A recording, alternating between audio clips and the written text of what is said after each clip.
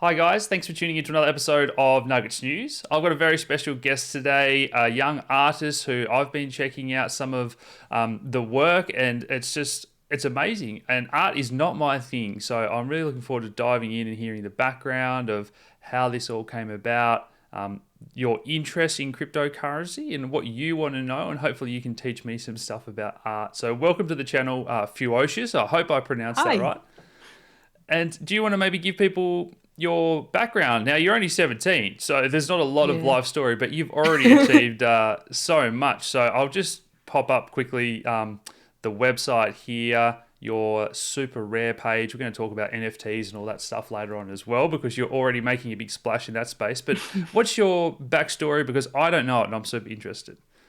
My backstory? What do you mean my backstory? What age did you think, hey, I could do art for a living and start a website and start getting paid? When did that all come about? Hmm. Well, I started drawing in school all the time, but I didn't realize it could be a career. I was like, I need to be a lawyer to make money or like a doctor.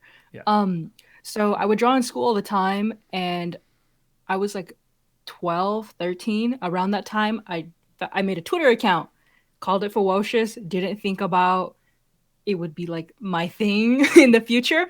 And I saw other artists posting art.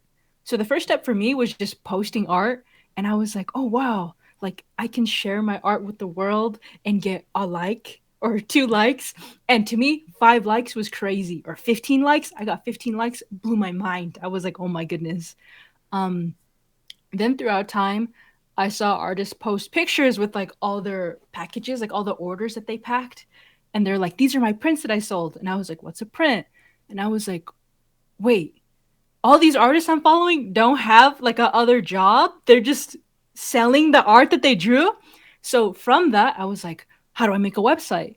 And so I just went on YouTube and opened like a billion tabs and did all this research and just figured it out when I was like 15. And that's when I opened my website. And from there, everything just kept snowballing and me picking up different things I learned. That's fantastic. So, did you, like, what stage did you sell your first piece and how much was that? And did you get to a point where you thought, hey, I can start to do this full time? Or was it just, is it still just a side project or where's it all at? um, well, at first, I would use because all my art is digital. So I asked my grandpa, Grandpa, can you please get me this cheap graphics tablet? It was like $30, and we connected it to this super old laptop, and Photoshop would always crash. And so my goal was, okay, this little cheap graphics tablet is fine, but I need a better computer to process all the art. So my first stuff that I would sell were commissions. I would do tons of commissions, and they were like $5. And I was like, "Ooh, I'm making it big." Yeah. Um, and then I got my computer, and then from there, commissions. I would sell prints, but as far as a big sale, I would do paintings, and I think the first painting I sold was like $90, and I was like, "Ooh." Like I sold a painting, I packed it, we shipped it out. I felt so official and someone showed a picture on their wall. I don't know. That was the first stuff. Or I would draw on shirts all the time and those sold too. So I guess those are the pieces I would draw on clothes or paint clothes. So Yeah, yeah. and you've got a really unique style. It reminds me of some of the like '90s cartoons I used to watch when I was a kid and that. So where did you get that inspiration from? Are these just things that popped into your head? We won't ask you if you're doing any experimental drugs to get creative or Oh anything no. like that. But No, I've never done any of that. yes, where does these inspirations come from? Because it is just so unique. As I said, you've got one in the background there, and I'll just show them up on the screen again for people just for a second. But yeah, it's very awesome. I love it. Thank you. Cartoons actually are a huge inspiration. Like we didn't have cable. All we had were these SpongeBob VHS tapes. So that my grandpa had because he likes SpongeBob too. So I would just watch SpongeBob all the time, and the close-up frames in SpongeBob where it was like super detailed, I Yeah, was like, "That's awesome." So that was like a little seed planted in my head when I was yeah. little, and just random children's books. I try to take inspiration from everywhere. A big inspiration is this painter. His name is George Condo. My art doesn't even look like his, but I don't know. I thought he Yeah, was cool. awesome. So everywhere Well, is my inspo. today I also want to get you to ask all the questions that you want about like Bitcoin or crypto, because already you've said a few really interesting things, that your art is all digital, which is probably the first generation. Do you know what I mean? Like 30 years ago, there weren't people who Yeah. said, "All my art's digital." People were like, "What?" And you spoke about that computer as well. So on your website, you've got things like stickers. So I mean, even I don't really understand how like a digital sticker compared to all the stickers that people send me to put on my walls and stuff. So how does like a digital sticker work compared to just buying, the art or the digital image? What's the difference? Oh, well, the stickers, I ship them out and people like get the sticker. Um, So that's not digital, is that right? no, everything on I draw it digitally, but it's all printed. So everything on my website is printed things, I stickers that you can like. okay. That's where you're confused, because you said that like all your art was digital, and we're about to talk about all these digital, the NFT world, and Oh I'm thinking, wow, that's digital from day one is pretty cool. no, Okay. no, I meant I make all my art on Photoshop. So like it's Yes. not a I don't paint it first. This is just Uh, like a random I okay. don't know. But That, most of it is I make it digital first Well, that and is then still print cool. it. That is still probably the first generation to do stuff on iPads instead of sketching with textures and pencils and all that stuff as well. So, one of the things you said just before was that you had to save up money to get a better computer. And one of the Hmm. projects or things that we can do in the like Ethereum in the decentralized crypto world is that you can go to a website and you can use other people's computers to do all the powerful graphics and rendering. So Wait, where what? That's a thing? yeah, so the whole idea of like Bitcoin and crypto is decentralizing everything. So we don't just have like one company. So it's not the banks that get to control money, or it's not Facebook that get to control what we post and they delete our accounts, or YouTube can delete your video or Twitter can delete your post. So there's this idea that we're building this decentralized network where everyone gets to run it and decide what happens. And what we can do is have a decentralized network of powerful computers. So you say, I've only got this crappy old laptop. There's no way I can run the best graphics programs on here. My computer will crash. Basically, what you're doing is still using your computer as a screen, but you're outsourcing all the processing and rendering. That's So crazy. that is just one thing that I Whoa. thought, that's just so interesting that you've already brought that up and that pops to mind, because it's going to be so, I guess, awesome for the future of artists when they're doing 3D modeling, all this crazy stuff, Yeah. and there's no barrier to entry. They can do it on their smartphone if they want. You just blew my mind. I did not know that that's like a big thing that everybody talks about. Like, Yeah, I yeah. want to, especially 3D artists. Wow, that's crazy. Wow, okay. That's so cool. As luck would have it, like this jumper I've got on today's playkey.net. So they're a computer company that lets you play the most brand new games. So like GTA 5, for example, you could play that on a 10-year-old laptop because it does the same thing. Someone else is processing That's everything for you. crazy. So yeah. Wow. Anyway, The future. the future. Do you have any questions about Bitcoin or Ethereum? Because is it only been the last few weeks where you've dived into this and started selling your NFTs on Super Rare and OpenSea and those other websites? I started selling, I sold my first NFT in June or July. And, but even then, I didn't understand anything that was happening. So, yeah, it's basically only these past few weeks where I'm like actually listening to podcasts and reading all these articles and just newsletters and just trying to gather as much knowledge. Um, I have so many questions that I don't even like. I just don't know anything. So, to give you my backstory a little bit, in 2008, there was a big financial crash, and you would have only been 5. Is that right? So, yeah. I was in kindergarten. Kindergarten. That's very cool. So there was a big financial crisis, and it was because all the bad guys on Wall Street were speculating and betting and doing lots of bad stuff, and they all got rich. And then when everything collapsed, they said to the government, "Bail us out." And so the rich guys get rich, and all the taxpayers and normal people end up sort of cleaning up the mess. So everyone's kind of a little bit like, they don't like Wall Street. And you've seen all those movies, probably like Wolf of Wall Street or, Yeah. The Big Short, and these crazy movies about that world. And there's a similar thing happening again now, where people are really worried about the banks and everything that they're doing, and they're up to no good again. So Bitcoin was kind of invented to say, hey, we should have our own money, where we all get to sort of be the owners and decide what happens, and big banks don't get to make more, and governments don't get to make more, and they don't get to bail out the bad guys, and it's just kind of a fairer system. And so that's when I read about Bitcoin, I was like, that is so cool, and it's digital, and I can send you money like right here with a QR code or just paste your address. Whereas if I tried to send you 100 Aussie dollars, my bank would charge me probably $50 for that fee. And then they'd say this many Aussie dollars is this many US dollars after I've Yeah. paid 50, and you'd probably get $10. Whereas if I send you $100 of Bitcoin, you'd get the full amount. So that's kind of why I just fell in love with it. And then Ethereum took things a step further where they're building, it's almost like a new internet where it's not like the gatekeepers are Facebook and YouTube, or the internet service provider company can cut off your account. It's basically just building a whole new internet. And so, as you see with when you go to Super Rare or OpenSea and these websites, anyone can create an art marketplace. You know, you and I can create one right now if we want, and anyone can list their art there. And there's just no barriers to entry, and no one can take that down or stop it. And anyone can pay with any of their Ethereum money. So it's just making this open internet that's fairer that everyone can use, I guess. That's crazy. I never thought about it like that. I was just like, this exists. I'm gonna use it and see the community, but I didn't understand exactly what it was.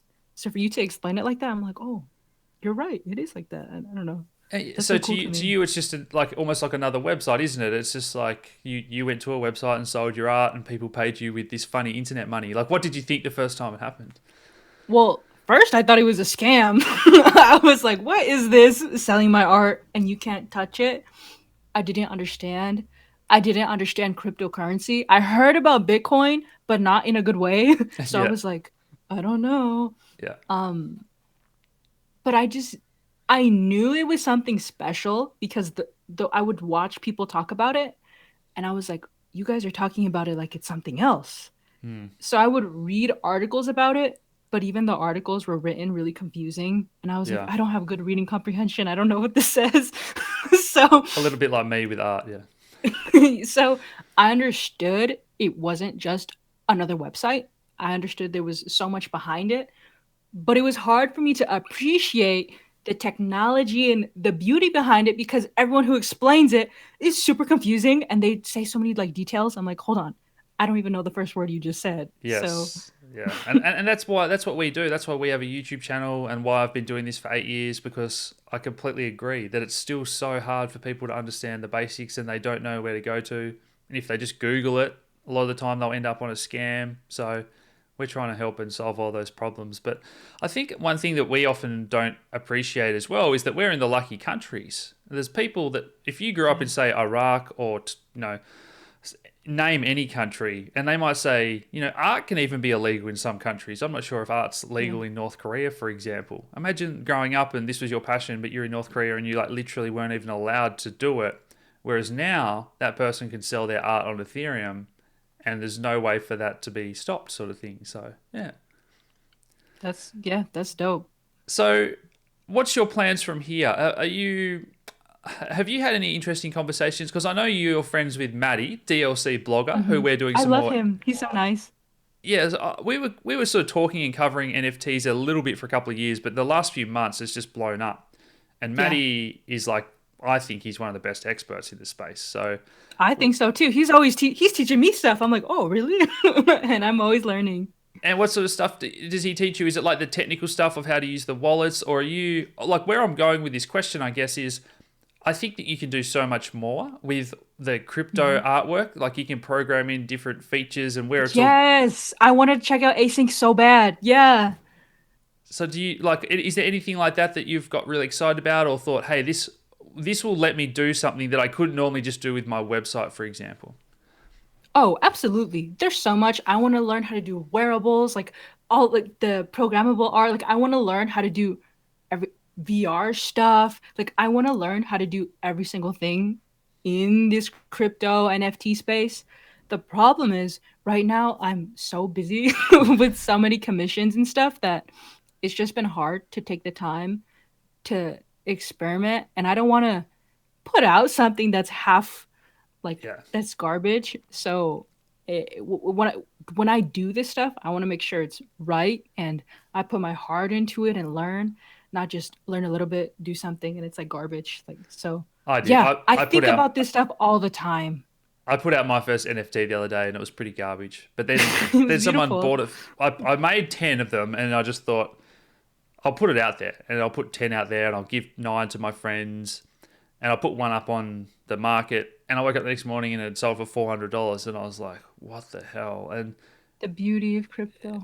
it is crazy what people are speculating on, but I do love it and it's not something that I fully understand and appreciate, but I think that the younger generation, now that I'm old, now that I'm 30 something and I'm old, but I just think that this world where people are going to go and live in these virtual worlds.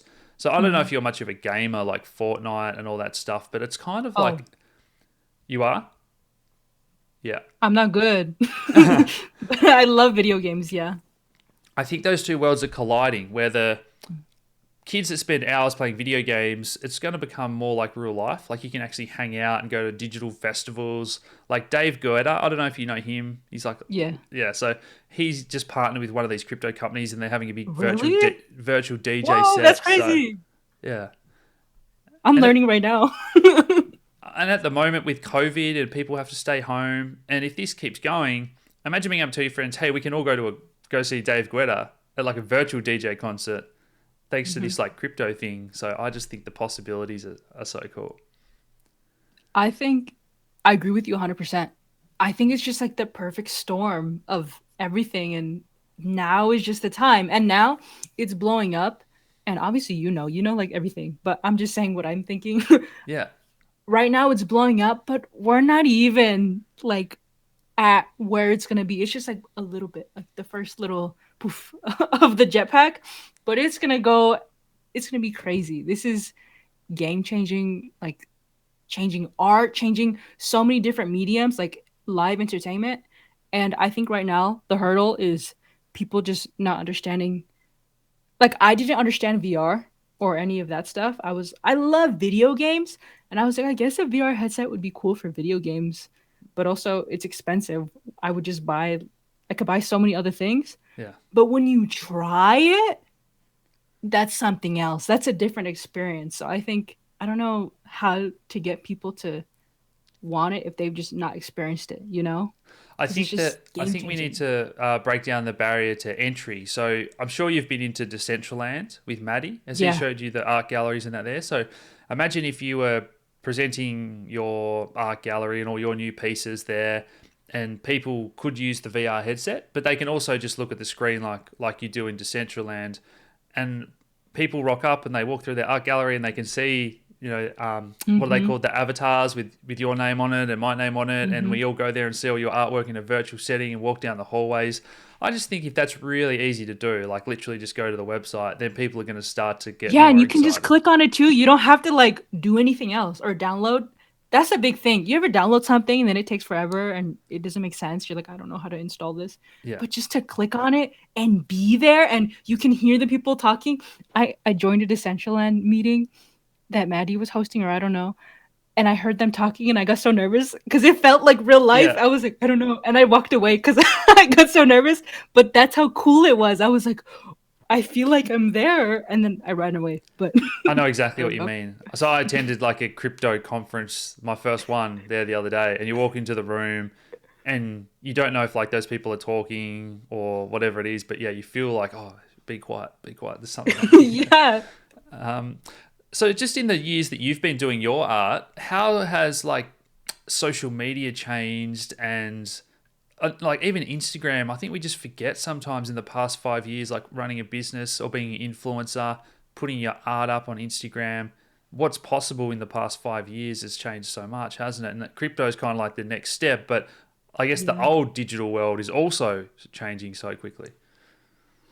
It's I don't really use it. I use Instagram, but I just don't understand it. I'm bad at it. But Twitter, the art community, I feel like when I started posting art, a lot of artists, I don't know if I was just in the wrong communities or what, a lot of artists were like mean and they Mm. would never share your art. They would just their timeline would just be them. But now, I think it's all the artists like got bigger and we're like, all of y'all were mean to me. So now all of us just share each other's art, and it's just beautiful, and we're all growing together and supporting each other, buying each other's art. There's like a joke. They're like, there's one $20 bill, and it's just going around the art community because everyone's just buying each other's stuff and helping each other, and it's just so beautiful. And with crypto, uh, I mean, I didn't really see a lot of people posting on Super Rare, but these past few months, like all my friends are on Wearable, Super Rare, like whatever, like those platforms, Yeah. and it's awesome. And it's awesome to see them, especially the digital artists, because the most money they made is from commissions, and they don't do paintings that people will understand like the value, so they're willing to pay more. So the most money they made was from working for somebody else.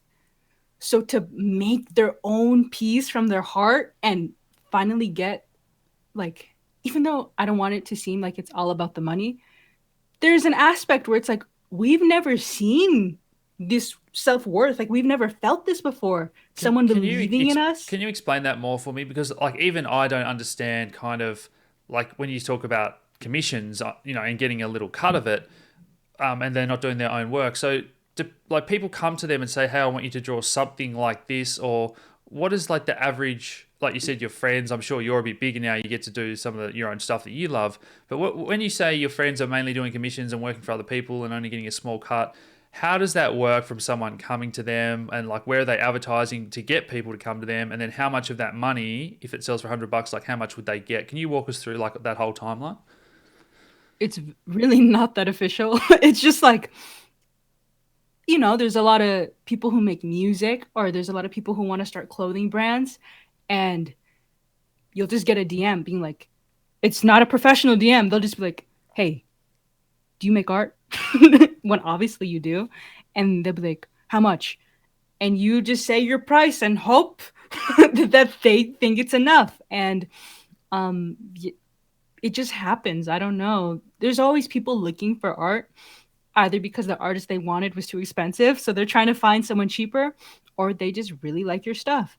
And yeah, they'll come to you and be like, can you make cover art for this song? And they're not famous, the most famous. I'm not, no, nobody's famous. We're just like making stuff for each other and working together. And sometimes it's really fun. Sometimes it's not fun. And the people commissioning you are like, want every little thing to be changed. And it's just so headache inducing because you're getting paid the most you will get paid.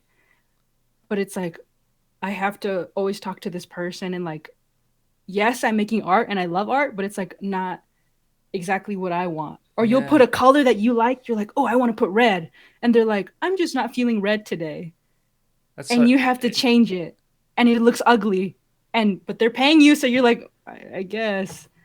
Yeah, see, I've never even really thought about it. Like, I guess in my mind, I just thought that you guys put up heaps of different stuff and people choose stuff and buy it off your website. I'd never really thought about, hey, I'll just message someone and say, make Yeah. this. And I know, like, with our advertisers, for example, someone might be paying to sponsor the mid roll of our podcast, and they're only paying a small amount compared to some of our other partners, and they'll say like, hey, we want to change our ad this week, so say this sentence instead of this sentence, and we want to jump on a call with you. And it's like, it's just, it takes up so much time and back and forward, and Yeah. it's not that much fun. So it's very interesting that you say that as well. So I've learned something already today. And as you get bigger, how does it become, I guess, more official? You have your own prices, you're a bit more expensive, you get to choose what you do, who you work with, you probably have regular customers who you know and trust. Yeah. It's been weird now because before, um, I make money selling prints, but commissions were like where it was at. And every month I'd be like, haven't gotten my second commission this month. I can't really do anything about it. I'm just hoping I get an email. And but now it's so strange that I have to be like, I'm so like, I can't work. I Give me a couple months, and if you're still interested, then we can talk. So it's been really strange to be like, I can't right now, but in the future. And it makes me feel like guilty. I'm like, you're so cool. Like I admire you, but I'm saying no to you. It's like the weirdest experience, and I feel like guilty because it's like 2 months ago, I was like, "You never say no to nothing. You just accept everything." But I'm one person. It's art, so like only I can do it, Yeah, yeah. and And so do you it's put just I don't your know. It's been weird. do you know much about, or do you put your prices up? Who helps you with that? Are you very business minded? Do you sort of think, hey, if I'm booked up for a few months, maybe I'm too cheap now? And does that change over the years? Oh yeah, it's changed so much. It's so crazy. Um, lately I don't even know. It's just me, There's too much money. and There's too much money in the crypto space. yeah, I don't know what to say because a few months ago I was so excited. $90. I was like, oh boy, $90. But now it's casually talking about thousands and higher, and I'm like, this is like what even? It's just so strange, and I'm just not used to it. And yeah, I've been trying to navigate that, and things have been changing so much every week. Things change, And do and you it's have any crazy. like plans? Like let's say that you had a really good year over the next 12 months. NFTs keep blowing up. You made $100,000. Do you have plans of what you do with that money? Do you want to sell it all and have it in the bank account, or do you want to keep some as Bitcoin and Ethereum and that sort of thing? I've already got some Bitcoin. I was so excited. I was like, ooh, I finally get to like, because everyone I admire like talks about I have Bitcoin. Bitcoin's important, and I was like, I have it now. So I feel happy that I have some. So I just want to keep my Bitcoin, and almost like majority of the money I have is in ETH, just because Yeah, I like it there. yeah. I have some saved in normal bank because I'm like, I don't know what's gonna happen. Um, but yeah, I've just been storing it in Bitcoin and ETH and a little bit in Yeah. my Yes. US dollars. More and more And people yeah, are living in digital I don't world. want to sell. Nah.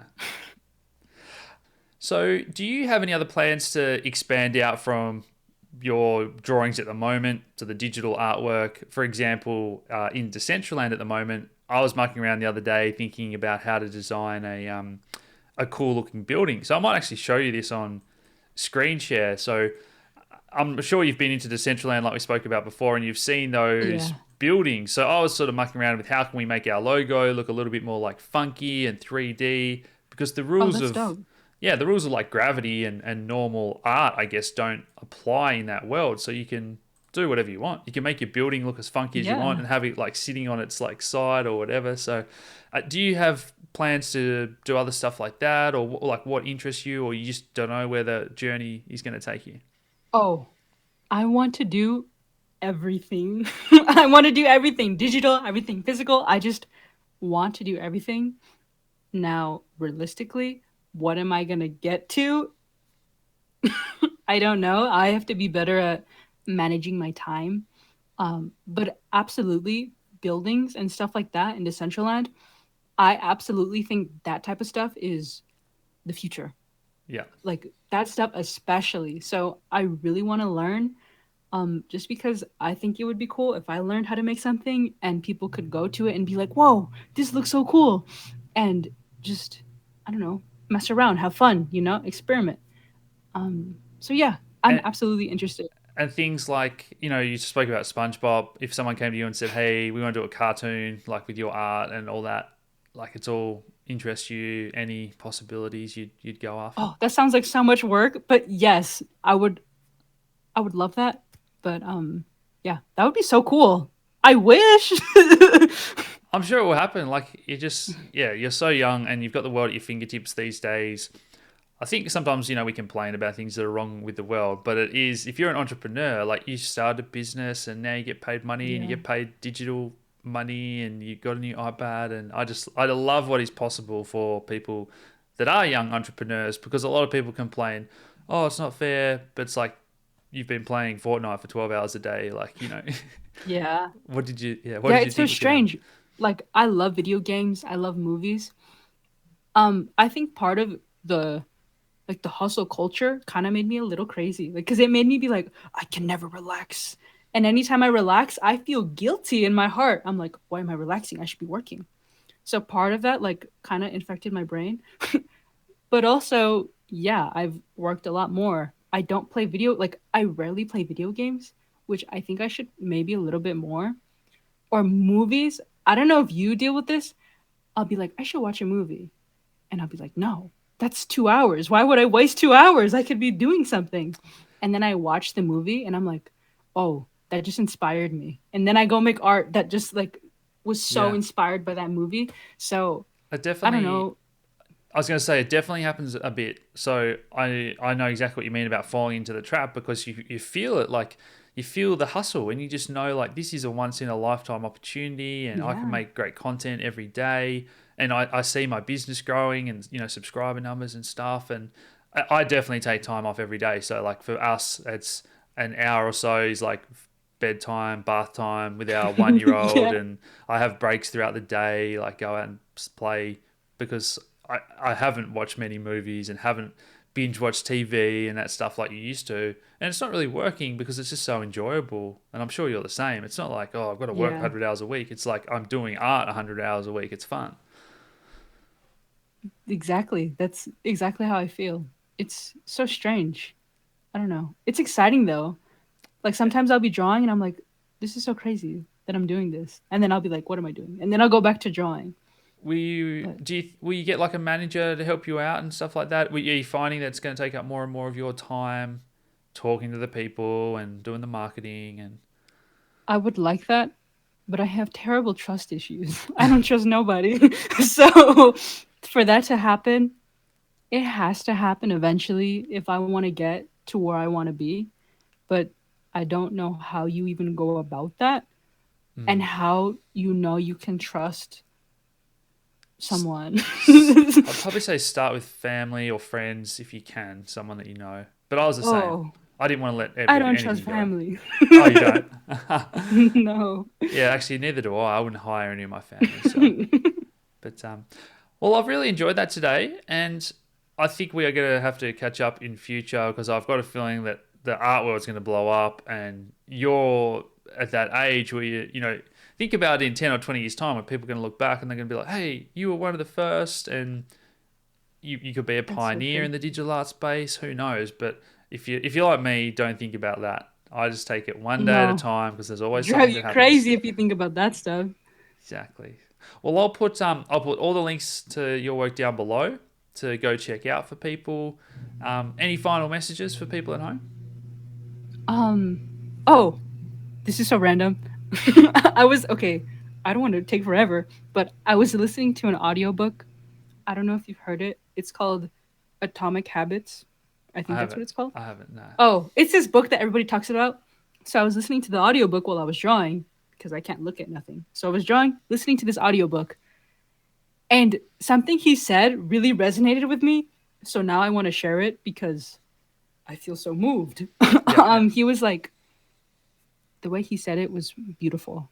I don't know how to say it as beautiful, but he was like talking about how everyone has these goals and then they get so stumped. Like, why am I not achieving my goal?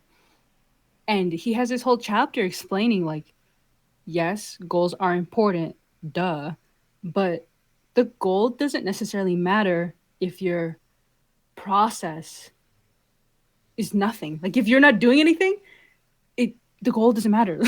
Like you could have this goal and talk about it as much as you want and do some things, but if you're not consistent all the time and stick to your process, then what even is the goal?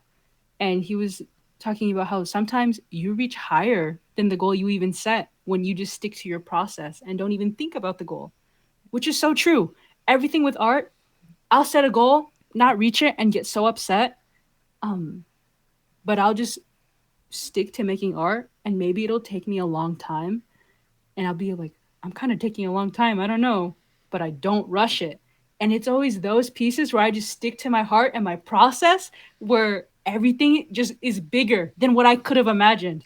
So I don't know. I just wanted I just wanted to No, share I that. think there's another quote that I think sums up like what you're saying, and that is it's not always about the destination; it's about the journey.